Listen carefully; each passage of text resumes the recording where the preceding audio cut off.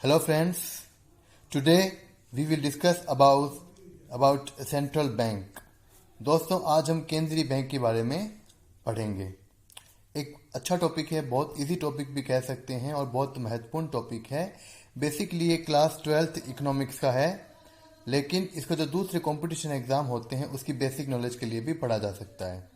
ठीक है, तो आज हम इसको बहुत इजी तरीके से समझने का प्रयास करेंगे। सबसे पहले इसकी परिभाषा, डेफिनेशन क्या है, what is the meaning of central bank, what is central bank, केंद्रीय बैंक क्या है वो पढ़ लेते हैं। देखिए, it is an apex institution which control and regulates banking and monetary system of the country. यानी केंद्रीय बैंक जो है वो सर्वोच्च संस्था होती है। एपेक्स यानी हाईएस्ट लेवल, सर्वोच्च सबसे ऊपर की संस्था होती है जो देश की बैंकिंग सिस्टम को और मॉनिटरी सिस्टम को कंट्रोल और रेगुलेट करती है। यानी बैंकिंग सिस्टम में देश में जितने भी कमर्शियल बैंक है या बैंक से संबंधित जो संस्थाएं हैं उनको, और मॉनिटरी सिस्टम को। मॉनिटरी सिस्टम यानी देश में कितना मनी सप्लाई कम है या ज़्यादा है, या जो भी मनी से रिलेटेड इंस्टीट्यूशन है उनको, यानी बैंकिंग को और मॉनिटरी सिस्टम को ये कंट्रोल भी करता है और रेगुलेट भी करता है। अब यहाँ पे दो चीज़ हमें समझनी है कि ये बैंकिंग को और मॉनिटरी को कंट्रोल भी करता है और रेगुलेट भी करता है। कंट्रोल करने का मतलब होता है कि अगर बैंकिंग और monetary system rules and regulations के अकॉर्डिंग काम नहीं कर रहे हैं तो उनके ऊपर एक्शन लेना, या जो देश में मनी सप्लाई है, जो मुद्रा की मात्रा है, पैसा जो देश में है, कैश या जो लोन्स फैले हुए, जो मनी फैली हुई है देश के अंदर, मनी के वॉल्यूम को ये कंट्रोल करती है। मनी के वॉल्यूम अगर कम है तो उसको बढ़ा भी सकती है, और मनी का वॉल्यूम बढ़ने से अगर इन्फ्लेशन वगैरह फैला तो उसको कम भी कर सकती है। यानी मनी के सप्लाई को ये इंक्रीज और डिक्रीज कर सकती है। दूसरी, बैंकिंग सिस्टम को लेके भी कंट्रोल और रेगुलेट करती है। यहाँ जो रेगुलेट वर्ड आया है, रेगुलेट वर्ड का मतलब होता है कि जो सेंट्रल बैंक होता है, भारत का सेंट्रल बैंक कौन है? RBI, reserve bank of India. तो जो सेंट्रल बैंक है भारत का, मान लीजिए आरबीआई है, वो रेगुलेट करता है बाकी बैंकों को और मॉनिटरी को। रेगुलेट करने का मतलब होता है central bank RBI makes some rules and regulations for all the commercial bank which they have to followed. मतलब जो सेंट्रल बैंक आरबीआई है वो जितने भी कमर्शियल बैंक या वाणिज्य बैंक होता है उसके लिए रूल्स एंड रेगुलेशंस बनाती है जो सभी को मानना कंपलसरी होता है। ठीक है, आगे चलते हैं। देखो, मेरा ये जो चैप्टर पढ़ा रहा हूँ मैं आपको बाईलिंगुअल पढ़ाऊंगा, बिकॉज हर प्रकार के स्टूडेंट देखते हैं इस वीडियो को, तो हिंदी और इंग्लिश दोनों के बच्चे समझ सकें। दूसरा, मैंने नोट्स के रूप में बनाया है ताकि बच्चे इनके नोट्स बना लें और बाद में मान लो वीडियो नहीं भी देखेंगे तो नोट्स देके अपना रिविजन कर सकते हैं। अब आगे पढ़ते हैं सेंट्रल बैंक के बारे में। देखिए, in every country there is a central bank but its name is different in every देखो यहाँ पे मैंने लिखने में गलती की है, एवरी कंट्री, यहाँ पे आएगा एवरी कंट्री, तो लाइन क्या बनी अपनी, in every country there is a central bank. यानी हर कंट्री के अंदर, लगभग हर देश के अंदर उसका खुद का एक सेंट्रल बैंक होता है, लेकिन उसका नाम हर देश में अलग अलग होता है। जैसे देखिए कैसे, इंडिया का जो सेंट्रल बैंक है, जो केंद्रीय बैंक है, उसका नाम क्या है? Reserve bank of India, RBI. यानी भारत का जो सेंट्रल बैंक है वो आरबीआई। आगे जो भी हम क्वेश्चन पढ़ेंगे सेंट्रल बैंक के, वो आरबीआई को ध्यान में रख के पढ़ेंगे। इंग्लैंड का जो सेंट्रल बैंक उसका नाम है बैंक ऑफ इंग्लैंड। यूएसए यानी अमेरिका का जो सेंट्रल बैंक है उसका नाम है फेडरल रिजर्व सिस्टम। स्विट्जरलैंड का बैंक कौन सा है? Swiss national bank. और साउथ अफ्रीका कौन सा है? South African reserve bank. बहुत सारे नाम आप दे सकते हो, लेकिन अब 4-5 नाम याद कर लीजिए, काम आएंगे। उसके बाद देखिए कुछ बेसिक बातें बताता हूं मैं आपको आरबीआई के बारे में। रिजर्व बैंक ऑफ इंडिया जो आरबीआई है वॉज एस्टेब्लिश्ड इन 1 अप्रैल 1935। यानी भारत का जो सेंट्रल बैंक आरबीआई है इसकी स्थापना जो कब हुई थी? 1 अप्रैल 1935 को हुई थी। और इसका नेशनलाइज्ड इसको किया गया, इसको राष्ट्रीयकरण, मतलब इसको सरकार ने अपने अंडर में कब लिया? सरकार ने इसको अपने अंडर में लिया था 1 जनवरी 1949 को। नेशनलाइज करने का मतलब होता है उसको अब गवर्नमेंट का यानी गवर्नमेंट की ओनरशिप के अंदर डाल दिया गया था कि भैया सरकार इसकी मालिक है। कब किया था? 1 जनवरी 1949 को। अब देखिए, इसमें कुछ बेसिक नॉलेज में बता रहा हूँ आपको।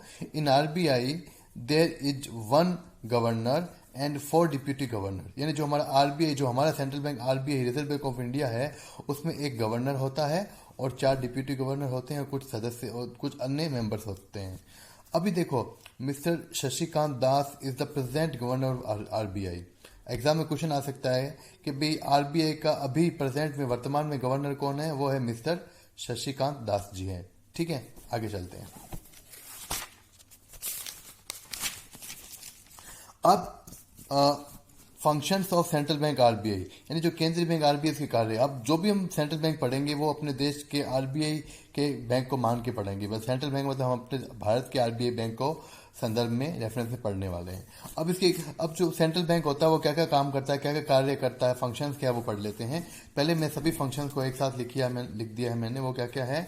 पहला फंक्शन इसका बैंक ऑफ इश्यू, यानी इसको जारी करता बैंक बोलते हैं। दूसरा है गवर्नमेंट्स बैंक एंड एडवाइजर, यानी सरकार का बैंक और ये सलाहकार होता है। तीसरा बैंकर्स बैंक एंड सुपरवाइजर, यानी ये बैंकों का बैंक और निरीक्षण करता होता है। चौथा custodian of foreign exchange reserve, यानी देश की विदेशी मुद्रा भंडार का ये संरक्षक होता है। Then controller of credit and money supply, यानी साख और मुद्रा का नियंत्रक होता है। ये आगे पढ़े, मैं इन सभी पॉइंट की डिटेल बताऊंगा आपको। और एक छठा पॉइंट पढ़ना आपको, lender of the last resort, अंतिम ऋणदाता। ये फंक्शन हमें पढ़ने हैं डिटेल से। अभी वन बाय वन सभी फंक्शन को एक्सप्लेन करता हूँ बहुत इजी तरीके से। कुछ भी डाउट हो तो आप कमेंट करके पूछ सकते हो। अब हम लेते हैं पहला फंक्शन, बैंक ऑफ इश्यू, यानी जारी करता बैंक बोलते हैं। तो अभी है क्या, मैं पहले पढ़ के बताता हूँ, उसके बाद आपको डिटेल से समझाता हूँ। Central bank RBI has a monopoly to issue paper currency notes in the economy, यानी जो सेंट्रल बैंक है, जो केंद्रीय बैंक आरबीआई है हमारा, या कोई भी सेंट्रल बैंक होता है, किसी भी देश का जो सेंट्रल बैंक होता है, इंडिया के संदर्भ में आरबीआई, उसके पास मोनोपोली होती है। मोनोपोली यानी एकाधिकार, मतलब केवल उसी को अधिकार है, बाकी किसी को अधिकार नहीं है। क्या अधिकार है वो ऐसा?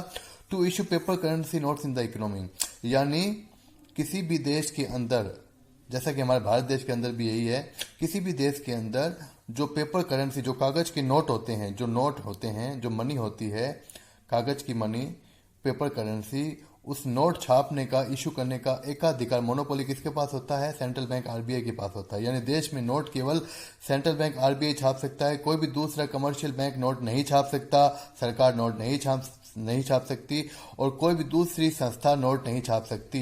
देश में नोट छापने का अधिकार, जो इशू करने का जो राइट होता है, वो केवल किसके पास होता है? सेंट्रल बैंक के पास है, जो कि आरबीआई के पास है इंडिया के अंदर। आगे देखिए, it print and issue all denominations notes except 1 rupee note and coins, यानी जो देश का सेंट्रल बैंक होता है, केंद्रीय बैंक होता है, जैसे आरबीआई है, आरबीआई हर प्रकार के नोट छापता है, लेकिन ये 1 रुपए का नोट और सिक्के नहीं बनाता है। यानी 1 रुपए को छोड़ के और सिक्कों को छोड़ के बाकी सभी के सभी नोट जो है वो सेंट्रल बैंक आरबीआई ही इशू करता है, छापता है। अब जैसा कि बताया गया कि 1 रुपए का नोट भी ये नहीं इशू करता और कॉइन्स भी ये नहीं बनाता, तो ये कौन बनाता? देखिए आगे देखिए, 1 rupee note and coins are issued by finance ministry of India. जो 1 रुपए का नोट है, जो सिक्के हैं, वो कौन जारी करता है, कौन इशू करता है? फाइनेंस मिनिस्ट्री ऑफ इंडिया, यानी भारत का जो वित्त मंत्रालय है वो करता है। और सिक्के कहाँ बनते हैं? गवर्नमेंट मिंट के अंदर, टकसाल होती है, मिंट मतलब टकसाल, जो कॉइन्स है वो गवर्नमेंट मिंट में बनाए जाते हैं। अब आगे देखिए, central bank RBI follow minimum reserve system in India to issue currency, यानी इंडिया के अंदर अगर नोट इशू करना मतलब छापना, जारी करना, अगर इंडिया के अंदर नोट छापने के लिए जो आरबीआई है, सेंट्रल बैंक है, वो जिस सिस्टम को फॉलो करता है, जिस मेथड को फॉलो करता है, जिस नियम के अकॉर्डिंग नोट छापता है, उस सिस्टम को बोलते हैं मिनिमम रिजर्व सिस्टम। यानी under minimum reserve system RBI issue currency notes. अगर एग्जाम में क्वेश्चन पूछा जाता है under which system RBI issue currency, then your answer will be minimum reserve system. Hindi में बोलते हैं न्यूनतम रिजर्व प्रणाली। ठीक है, आगे देखिए, which means RBI keep a minimum reserve of ₹200 crore to issue currency. अब देखिए क्या कर रखा है, आरबीआई जो है वो जब भी नोट छापेगा तो 200 करोड़ 200 करोड़ रुपए की जो रिजर्व है, मिनिमम रिजर्व है, वो रखेगा। ठीक है, गवर्नमेंट के पास रखेगा या अपने डिपार्टमेंट में रखेगा। मतलब 200 करोड़ की रिजर्व रखे, ये 200 करोड़ से कम, इक्विवेलेंट से 200 करोड़ या 200 करोड़ से थोड़ा बहुत ज़्यादा, जो लिमिट तय हो जाती है सरकार के द्वारा, वो नोट इशू कर सकता है। अब जब भी नोट छापेगा आरबीआई तो उसे 200 करोड़ का मिनिमम रिजर्व कीप करना पड़ेगा, रखना पड़ेगा। इस 200 करोड़ में 115 यानी 115 करोड़ 115 करोड़ का तो गोल्ड होगा, सोना होगा, और 85 करोड़ की फॉरेन करेंसी या फॉरेन एक्सचेंज विदेशी मुद्राएं, डॉलर्स, पाउंड वगैरह होंगे। यानी 200 करोड़ में से 115 करोड़ का गोल्ड और 85 करोड़ की फॉरेन करेंसीज होती है। यानी ये इतना माल, इतना जो रिजर्व रख के नोट छाप सकता है, मतलब अनलिमिटेड नहीं, एक लिमिट तय होती है भाई, इतना कितना लिमिट वो बार बार तय की जाती है सरकार के द्वारा। ये पहला फंक्शन हो गया। दूसरा फंक्शन देखिए क्या होता है इसका। दूसरा फंक्शन है गवर्नमेंट बैंक एंड एडवाइजर, यानी सरकार का बैंक और एडवाइजर। मतलब जो आरबीआई जो सेंट्रल बैंक है, जो केंद्रीय बैंक है, वो सरकार का भी बैंक है और उसका एडवाइजर है, यानी सलाह देने वाला है। अब कैसे, देखिए मैंने लिखा आगे, central bank RBI is the banker for the government and its advisor by doing the following function और एक्टिविटीज। यानी जो सेंट्रल बैंक आरबीआई होता है वो निम्नलिखित कार्य करता है, निम्नलिखित एक्टिविटीज करता है, और इन एक्टिविटीज को करने के कारण ही उसको गवर्नमेंट का बैंक और एडवाइजर भी बोलते हैं। वो 3 एक्टिविटी क्या है वो देख लेते हैं यहाँ पे।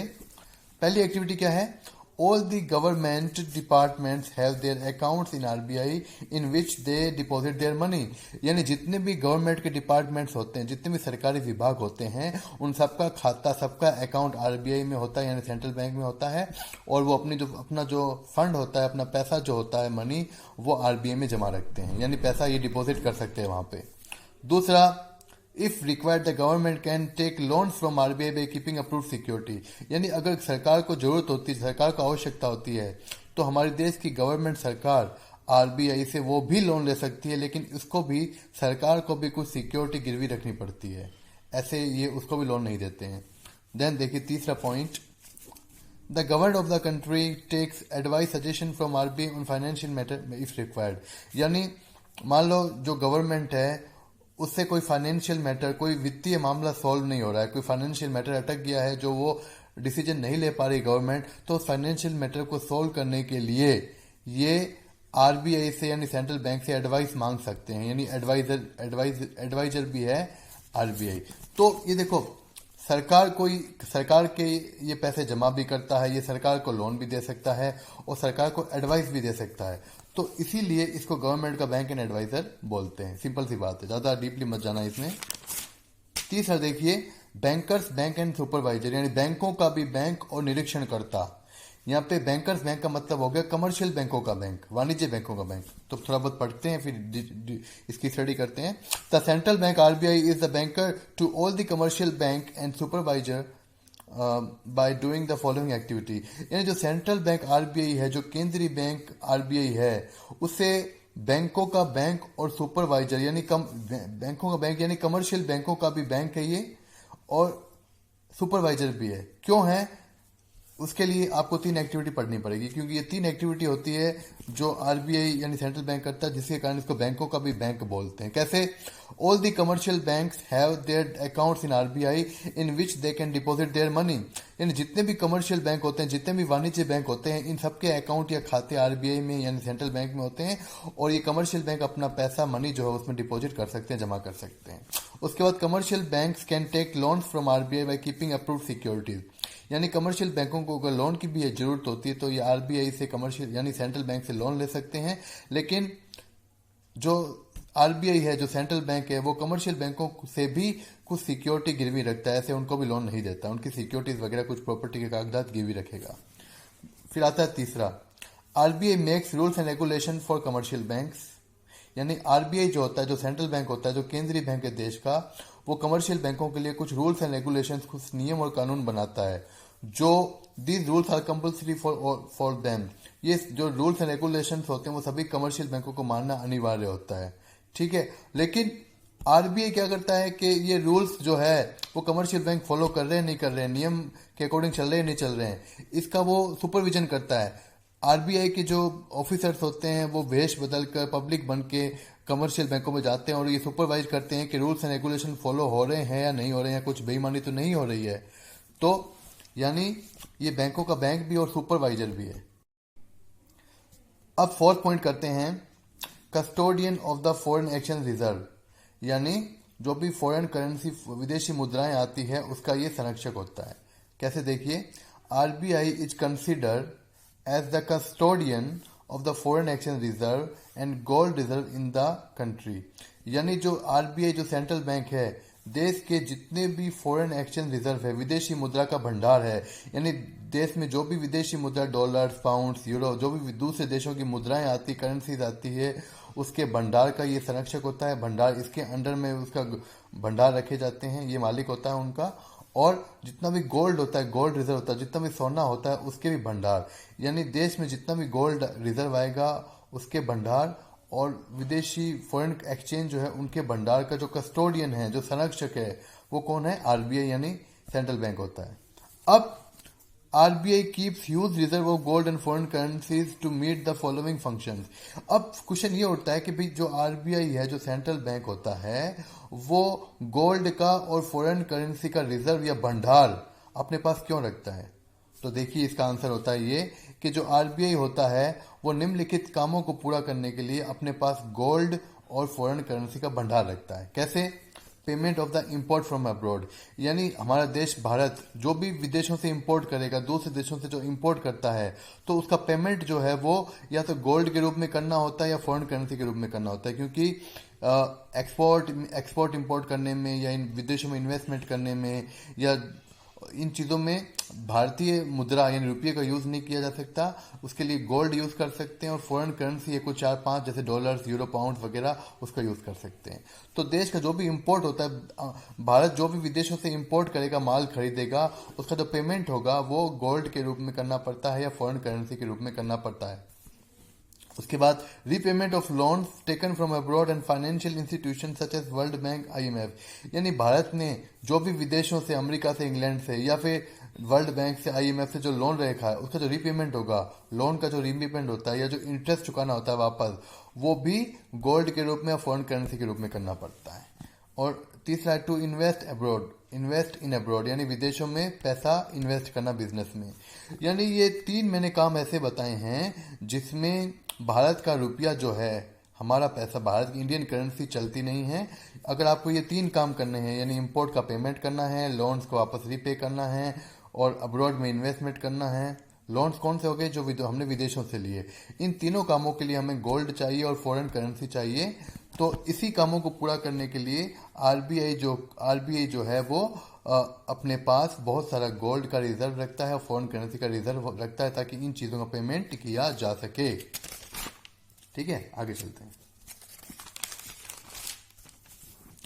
अब है कंट्रोलर ऑफ क्रेडिट और मनी सप्लाई, यानी साख अथवा मुद्रा पूर्ति का नियंत्रणकर्ता, कंट्रोलर। यानी जो भी देश के अंदर क्रेडिट आता है, जो मनी सप्लाई होती है, यानी पैसा कम है या ज़्यादा है देश के अंदर, या लोन्स ज़्यादा है कम है देश के अंदर, मार्केट में या देश की इकोनॉमी के अंदर पैसा कितना फैल चुका है, तो उसको ये कंट्रोल करता है। यानी अगर क्रेडिट या मनी सप्लाई कम है तो उसको बढ़ा भी सकता है और ज़्यादा है तो उसको कम भी कर सकता है by using the many sources. अब ये क्या है देखिए, आरबीआई और central bank is consider as the controller of credit और money supply in the economy because by the use of its monetary policy it can control और expand volume of credit और money supply in the country. RBI can control the condition of inflation and deflation by this function. अब देखिए मैंने क्या बताया इसमें कि भाई RBI is consider as the controller of credit and money supply in the economy, यानी RBI जो सेंट्रल बैंक है उसको देश के अंदर मनी सप्लाई को और क्रेडिट को कंट्रोल करने के लिए कंट्रोलर माना जाता है। ठीक है, अब क्रेडिट को और मनी सप्लाई को कंट्रोल करने के लिए आरबीआई जो है वो मॉनिटरी पॉलिसी बनाता है, मौद्रिक नीति बनाता है। ठीक है, मौद्रिक नीति क्या होती है हम आगे पढ़ेंगे, आगे वीडियो में पढ़ेंगे, बताऊंगा मैं डिटेल से आपको। मॉनिटरी पॉलिसी कौन बनाता है? आरबीआई बनाता है, यानी सेंट्रल बैंक बनाता है। इस मॉनिटरी पॉलिसी के तहत ही ये ऐसी नीति बनाता है जिससे देश में मनी सप्लाई और क्रेडिट को कंट्रोल किया जा सके। अब ये क्या करता है कि क्रेडिट को और मनी सप्लाई को कंट्रोल भी कर सकता है और एक्सपेंड भी कर सकता है, यानी घटा भी सकता है, बढ़ा भी सकता है। ठीक है, दोनों काम इसके दोनों पावर हाथ में होते हैं। फिर देखिए अब ये ऐसा क्यों करता है? भाई आरबीआई जो है, ये जो सेंट्रल बैंक है, वो मनी सप्लाई को, क्रेडिट को कंट्रोल क्यों करता है? वो कंट्रोल इसलिए करता है ताकि देश के अंदर इन्फ्लेशन और डिफ्लेशन नहीं हो। इन्फ्लेशन का मतलब होता है मुद्रास्फीति या महंगाई, और डिफ्लेशन यानी मंदी। यानी अगर इन्फ्लेशन और डिफ्लेशन, महंगाई और मंदी से बचना है तो महंगाई और मंदी से बचने के लिए, महंगाई भी, इन्फ्लेशन भी ज़्यादा खतरनाक होता है, ज़्यादा डिफ्लेशन भी खतरनाक होता है, एक बीच का जो है स्टेबिलिटी बना के रखनी पड़ती है। तो इन दोनों ही कंडीशन को कंट्रोल करने के लिए मनी का वॉल्यूम और क्रेडिट का वॉल्यूम को कंट्रोल करना पड़ता है। यानी ना तो मनी ज़्यादा होनी चाहिए देश के अंदर, ना मनी बहुत कम होनी चाहिए, दोनों स्थितियाँ खराब है। अगर मनी ज़्यादा हो जाती है तो इन्फ्लेशन होता है, मनी कम होती है तो डिफ्लेशन होता है। लेकिन दोनों स्थितियां जो इकोनॉमी के लिए ठीक नहीं होती है, तो इन दोनों स्थितियों को, कंडीशंस को कंट्रोल करने के लिए मॉनिटरी पॉलिसी बनाई जाती है, जिसमें मनी सप्लाई को और क्रेडिट को कंट्रोल किया जाता है। अब देखिए, आरबीआई जो है वो क्रेडिट को कंट्रोल करने के लिए दो मेथड यूज करता है। एक तो कहलाता है क्वांटिटेटिव मेथड, एक कहलाता है क्वालिटेटिव मेथड। यानी इसको बोलते हैं मात्रात्मक विधियां और इसको बोलते हैं गुणात्मक विधियां। इन विधियों को हम डिटेल से आगे के वीडियोस में समझेंगे, आप जरूर देखना। इसके बाद एक फंक्शन और आता है which is called lender of the last resort. Lender यानी ऋण देने वाला, लास्ट रिसोर्ट अंतिम, यानी अंतिम ऋणदाता। अब ये पहले पढ़ लेते हैं थोड़ा सा, उसके बाद आपको इजी लैंग्वेज में बताता हूँ क्या होता है ये। देखिए, the central bank is the lender of the last resort for the commercial banks. मतलब जो सेंट्रल बैंक आरबीआई होता है, केंद्रीय बैंक आरबीआई जो है, उसको कमर्शियल बैंकों के लिए, वाणिज्य बैंकों के लिए अंतिम ऋणदाता मानते हैं। यानी जो आरबीआई है वो लास्ट रिसोर्ट का लेंडर किसके लिए है? कमर्शियल बैंकों के लिए। इसका अब आगे से पढ़िए, आगे क्या है। Because if any commercial bank has crisis of money and unable to fulfill the demand of its customer, then customer start losing faith in the bank, in this bank, then this commercial bank need financial assistance but fail to get it from many sources. इसका मतलब देखो क्या हुआ यहाँ पे, मैं यहाँ तक पहले से पढ़ा देता हूँ आपको कि अगर कोई भी कमर्शियल बैंक है, कमर्शियल बैंक के पास मनी की क्राइसिस हो जाती है, पैसों की कमी हो जाती है, पैसों की कमी हो जाती है, मतलब या तो उसके कस्टमर कम हो गए हैं या जो लोन दी हैं वो वापस नहीं आ पा रहे हैं। तो अगर किसी भी कमर्शियल बैंक के पास मनी का क्राइसिस हो गया, मनी का क्रंच आ गया है, पैसों की कमी हो गई है, और जो उसके कस्टमर्स है जिनके अकाउंट वहाँ पे है, अगर कस्टमर अपना पैसा विड्रॉ करने के लिए आते हैं कि साहब हमारा पैसा विड्रॉ कीजिए, हमें 10,000 रुपये दीजिए, 20,000 दीजिए, तो जो वो बैंक है, वो कमर्शियल बैंक है, उनको पैसे दे नहीं पा रहा। वो बोलता है भाई आप बाद में आना, कल आना, 2 दिन बाद आना, या हम आपको 20,000 नहीं दे सकते, अभी 5,000 विड्रॉ करवा लो। यानी कमर्शियल बैंक के पास मनी की कमी आ गई है और वो अपने कस्टमर्स की जो डिमांड है वो पूरी नहीं कर पा रहा है। यानी विड्रॉ कराने जाते हैं तो विड्रॉ या तो पूरा अमाउंट नहीं कर पा रहा है या उनको विड्रॉ कर ही नहीं पा रहा है। यानी अब कस्टमर्स क्या होते हैं, कस्टमर सोचते हैं कि भाई ये तो बैंक दिवालिया होने वाला है, इस बैंक के बाद तो पैसा ही नहीं है। तो कस्टमर का धीरे धीरे फेथ यानी विश्वास उस बैंक पे से उठने लग जाते हैं कि ये तो बैंक कभी भी बंद हो सकता है, ये तो दिवालिया बैंक होने वाला है। तो लोग धीरे धीरे वहां से अपने जो अकाउंट है, खाते बंद करने लग जाते हैं। और फिर वो कमर्शियल बैंक को भी पता लग जाता है कि भाई देखो कस्टमर का फेथ हमारे ऊपर नहीं रहा, विश्वास हमारे ऊपर नहीं रहा, लोग यहाँ से अपने खाते उठा रहे हैं, खाते तो खोलने दूर की बात है, ये लोग अपने अकाउंट बंद कर रहे हैं। तो कमर्शियल बैंक क्या करता है, दूसरे कमर्शियल बैंकों से या दूसरे जगहों से लोन लेने की कोशिश करता है, और उसको मान लो कहीं से लोन नहीं मिलता है। कमर्शियल बैंक हर जगह से ट्राई कर लेता है कि मनी आ जाए, कोई लोन दे दे, लेकिन लोन नहीं देता है और वो बंद होने की कगार पे आ जाता है। तो एट लास्ट में क्या होता है, at last the central bank RBI comes, यानी आखिरी में जब सब कहीं से भी इसको लोन नहीं मिलता, मदद नहीं मिलती है, तो आखिरी में सेंट्रल बैंक आरबीआई आगे आता है और जितना भी उस कमर्शियल बैंक को लोन चाहिए उसको लोन दे देता है और उसको बंद होने से बचा लेता है। लेकिन इससे भी वो सिक्योरिटीज गिरवी रखेगा। यानी कहने का मतलब ये है कि कोई कमर्शियल बैंक है, उसके पास मनी की कमी आ जाती है और कस्टमर्स का विश्वास उठने लग जाता है और वो कमर्शियल बैंक बंद होने की कगार पे आ जाता है और जनता सोचती बैंक तो गया, अब तो दिवाली हो गया, ताला लगेगा इस पे। तो ऐसी कंडीशन में जहां कमर्शियल बैंक को कहीं और से सहायता नहीं मिलती है, तो आरबीआई यानी सेंट्रल बैंक आगे आता है, इसको लोन देता है जितना भी चाहिए और उसको बंद होने से बचा लेता है। तो आप ये टॉपिक कई कंपटीशन एग्जाम में आ चुके हैं, तो आप इसको जरूर पढ़िएगा और कोई भी डाउट हो तो मुझे कमेंट करके आप पूछना, चाहे व्हाट्सएप के द्वारा, चाहे वीडियो के द्वारा। Thank you so much.